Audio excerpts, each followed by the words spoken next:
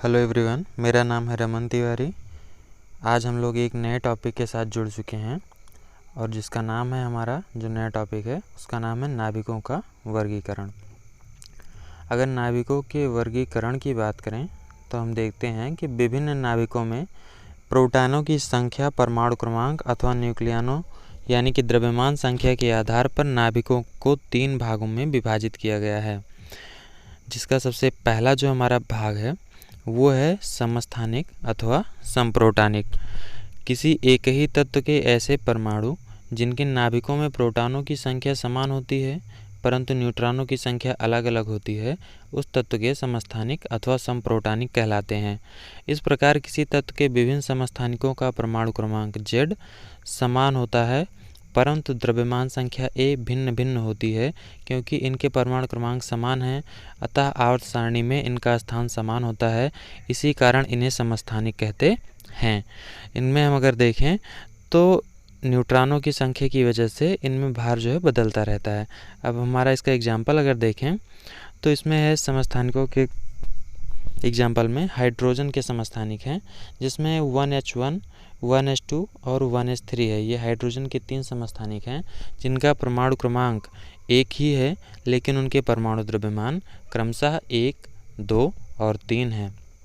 अगर ऑक्सीजन की बात करें तो 8 ऑक्सीजन 16, 8 ऑक्सीजन 17 और 8 ऑक्सीजन 18, यानी कि ऑक्सीजन के 3 परमाणु क्रमांक 8 पे ही हैं लेकिन उनके परमाणु द्रव्यमान बदलते रहते हैं। अब आगे बढ़ते हैं। इसी तरह से अगर हम आइसोटोप देखें हाइड्रोजन के तो ये 3 जो है हाइड्रोजन के समस्थानिक हैं जिसमें 1H1, 1H2 और 1H3। इसमें 1H1 में 1 प्रोटॉन है, 1H2 में 1 प्रोटॉन 1 न्यूट्रॉन और 1H3 में 1 प्रोटॉन 2 न्यूट्रॉन। एक को बोलते हैं प्रोटियम, दूसरे को बोलते हैं ड्यूटेरियम और तीसरे को बोलते हैं ट्राइटियम। अब अगर आगे बढ़ें तो हम देखते हैं आइसोटोप्स ऑफ ऑक्सीजन। इसमें ऑक्सीजन के 3 आइसोटोप्स दिखाए गए हैं जिसमें एक में आपका 8 प्रोटॉन 8 न्यूट्रॉन है, दूसरे में 8 प्रोटॉन 9 न्यूट्रॉन है और जो हमारा तीसरा है ऑक्सीजन का आइसोटोप है उसमें 8 प्रोटॉन और 10 न्यूट्रॉन है। तो इस तरह से ये हमारा ऑक्सीजन का आइसोटोप है।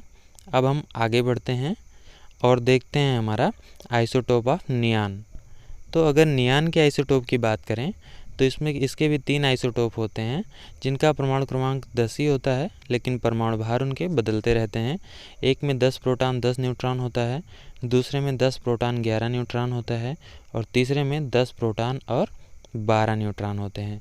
ये हमारे नियॉन के 3 आइसोटोप्स होते हैं जिसमें 10 प्रोटॉन 10 न्यूट्रॉन मिलके इनकी संख्या 20 होती है। 10 + 11 = 21 होता है और 10 + 12 = 22 होता है। तो ऐसे हम आइसोटोप्स को देखते हैं, प्रोटॉनों की संख्या इक्वल होती है और न्यूट्रॉनों की संख्या बदलती रहती है। नेक्स्ट है हमारा क्लोरीन। क्लोरीन के 2 आइसोटोप्स हैं जिनमें 17 क्लोरीन 35, 17 क्लोरीन 37 है। 35 में न्यूट्रॉनों की संख्या 7 है, प्रोटॉनों की संख्या और न्यूट्रॉनों की संख्या 18 है, जबकि दूसरे में प्रोटॉनों की संख्या हमारा 17 ही है और न्यूट्रॉनों की संख्या 20 हो जाता है। इसलिए इसका जो एटॉमिक मास है वो 37 हो जाता है। अब आगे बढ़ते हैं और हमारे आता है next topic isotope of uranium. Uranium के कई सारे आइसोटोप पाए जाते हैं। 92 uranium 233, 92 uranium 234, 92 uranium 235, 92 uranium 236, 92 uranium 237, इसी प्रकार से 92 यूरेनियम 239 तक पाए जाते हैं। लेकिन जो इसमें सबसे कॉमन न्यूक्लियर फ्यूल की तरह हमारा यूज किया जाता है वो है हमारा 92 यूरेनियम 235 और 92 यूरेनियम 238। ये जो है मोस्ट आइसोटोप इम्पॉर्टेंट आइसोटोप हैं यूरेनियम के। अब अगर आगे देखें तो प्रत्येक तत्व के रासायनिक गुण उसके परमाणु में विद्यमान कक्षीय इलेक्ट्रॉनों की संख्या पर निर्भर करते हैं। क्योंकि किसी तत्व के समस्त समस्थानिकों में इलेक्ट्रॉनों की संख्या समान होती है अतः इनके रासायनिक गुण भी समान होते हैं। समस्थानिकों के इस गुण के कारण उन्हें किसी भी रासायनिक रीति द्वारा अलग नहीं किया जा सकता।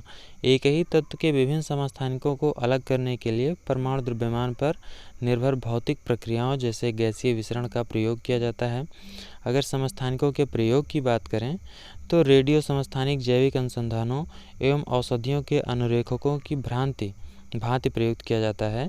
इन अनुरेखकों की सहायता से प्राणी के शरीर में कार्बनिक अवयवों के बनने की दर, स्थान एवं अनुक्रम कोशीय दीवारों की पारगम्यता तथा मानव और पशु पौधों के तंत्रों का उपापचय का पता लगाया जाता है। रोगों के उपचार में भी इसका यूज होता है। रेडियो कोबाल्ट एवं रेडियो क्षरण की सहायता से कैंसर जैसे भयानक रोगों के कीटाणुओं को भी नष्ट किया जाता है। और कृषि में देखें तो इसकी सहायता से फल सब्जी आदि को सड़ने या गलने से रोका जाता है। और उद्योग में रेडियो एक्टिव समस्थानिक पृथ्वी के अंदर दबे पाइपों द्वारा दूरस्थ स्थानों को विभिन्न प्रकार के तेलों को भेजने के लिए प्रयुक्त किए जाते हैं। मशीनों के क्रैक्स की भी जांच इन्हीं के द्वारा की जाती है। अब हम आगे बढ़ते हैं। तो हमारा जो दूसरा प्रकार है वो है संभारिक। नाभिक का दूसरा प्रकार होता है संभारिक। ऐसे नाभिक को जिनमें न्यूक्लियनों की कुल संख्या समान होती है परंतु प्रोटॉनों की संख्या और न्यूट्रॉनों की संख्या भिन्न भिन्न होती है, संभारिक कहलाते हैं। जैसे हाइड्रोजन और हीलियम, परमाणु क्रमांक हाइड्रोजन का 1 होता है और हीलियम का 2 होता है, लेकिन उनके भार अगर देखें तो दोनों के 3-3 है एटॉमिक मास यूनिट।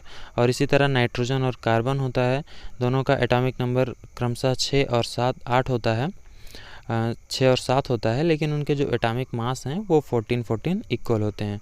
और ऑक्सीजन को अगर हम देखें तो ऑक्सीजन और फ्लोरीन ये 2 अलग अलग एलिमेंट होते हैं और इनका एटॉमिक नंबर भी डिफरेंट होता है, लेकिन इनके जो एटॉमिक मास हैं वो 17 दोनों के इक्वल हैं।